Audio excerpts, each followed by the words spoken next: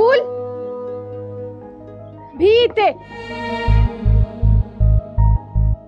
कबूल हिकड़ो मिनट भी मुके तुम्हें कम आहे।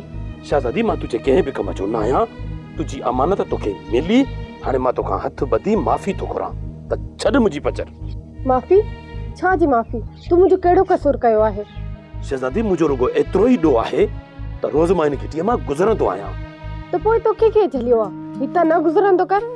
चलियो तो कहीं भी कोने पर पंजी खैरत थी रोके त इन किटिया मां गुजरण सा इज्जत जो जनाजो खजदो आई के अग्या कंध खणन जड़ो न रहंदुस अबे बचल खाना जो नमक हराम सडपुस। ही तू छा तो चई मां त सही गाल तो चाह इन्ही लाए त मां एक गैरतमंद पीए जो पुट आया आई बे इज्जत वारी इंसान अबे बचल खान मुखे पुटन वांगुर पालियो आहे। तू गुजारत बनी छडी गुजारत बनी छडी आहे पर मां गुलाब जो गुल न आया जे जो हर एक भवर वास वठी नहीं मां पत्थर दिल आया नहीं मेण जड़ो मानू थी सकंदुस।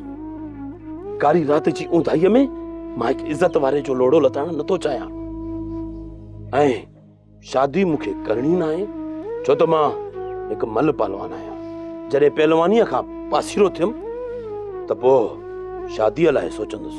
छा मां तुझे पोड़े थियण जो इंतजार कया। तू रुगो एतरो कर पांजे जवान भा पोड़े मां पीए जी इज्जत करण सिख। तुझी इज्जत बणजण में मुखे को भी ऐब न है तोखे मां पसंद ना आया पर रुगो हेतरो ही चंदी सा जैसा तू शादी कंदे वो भी मुंह जेड़ी औरत ही हुंदी ना तुसा शादी करण सा मुजी मां ए पी जी इज्जत लही कोने विंदी आई ना ही मुझे भाईरन जो कंध झुकी विंदो। कंधे तो उन्हनि भाईरन जा झुकंदा आहिनि जंहिंजी भेणूं घर छॾे वेंदियूं आहिनि। मां पीउ ऐं भाउ त पंहिंजे हथनि सां न्याणियुनि खे वर ॾींदा आहिनि। शहजादी जॾहिं मां शादी करण ही नथो चाहियां त पोइ तूं सिद्ध छो थी करीं। कबूल शादी त मुंहिंजी बि हिकु ॾींहुं थींदी ऐं ना ई सॼी ज़िंदगी मां ऐं पीउ जे घर वेठी हूंदसि ऐं जेकॾहिं इंतज़ार ही करणो आहे न त मां पंहिंजे आख़िरी साह ताईं तुंहिंजो इंतज़ार कंदसि।